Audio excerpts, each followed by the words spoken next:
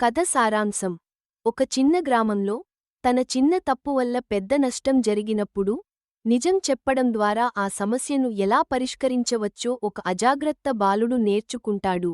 పచ్చని పొలలతో నిండిన ఒక చిన్న గ్రామంలో సూర్యోదయంతో పాటు పక్షుల కిలకిలలు వినిపించాయి. మట్టితో చేసిన ఇల్లు, ప్రశాంతమైన వాతావరణం గ్రామాన్ని మరింత అందంగా మార్చాయి. రవి అనే చిన్న బాలుడు పనికంటే ఆటలకే ఎక్కువ ఇష్టం. తన బాధ్యతలను పట్టించుకోకుండా స్నేహితులతో గ్రామమంతా తిరుగుతూ ఉండేవాడు. ఒక మధ్యాహ్నం ఆటల్లో మునిగిపోయిన రవి, రైతు పొలం దగ్గర ఆడుతూ అనుకోకుండా చెక్కతో చేసిన కంచెను విరగదీశాడు. శిక్ష పడుతుందనే భయంతో రవి ఎవరికీ చెప్పకుండా అక్కడి నుంచి పారిపోయాడు. ఎవరూ చూడలేదు కదా అని తనలో తాను అనుకున్నాడు. ఆ రాత్రి విరిగిన కంచె ద్వారా ఆవులు పొలంలోకి వచ్చి పంటలను నాశనం చేశాయి. ఆ దృశ్యం చూసి రైతు ఎంతో బాధపడ్డాడు.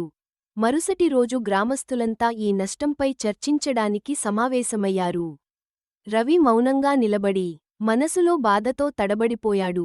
ఇక తట్టుకోలేక రవి ముందుకు వచ్చి జరిగిన నిజాన్ని చెప్పాడు. కళ్లలో కన్నీళ్లు పెట్టుకుని క్షమాపణ కోరాడు. రైతు రవిని క్షమించి కంచెను సరిచేయడంలో సహాయం చేయమన్నాడు. రవి కష్టపడి పనిచేసి నిజాయితీ విలువను నేర్చుకున్నాడు. ఆ రోజు నుంచి రవి బాధ్యతాయుతంగా, నిజాయితీగా మారాడు. గ్రామస్తుల నమ్మకాన్ని తిరిగి సంపాదించాడు. పిల్లలారా, తప్పులు జరగవచ్చు.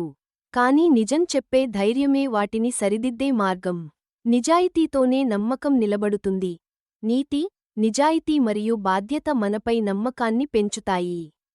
తప్పులను దాచడం సమస్యలను మరింత పెంచుతుంది.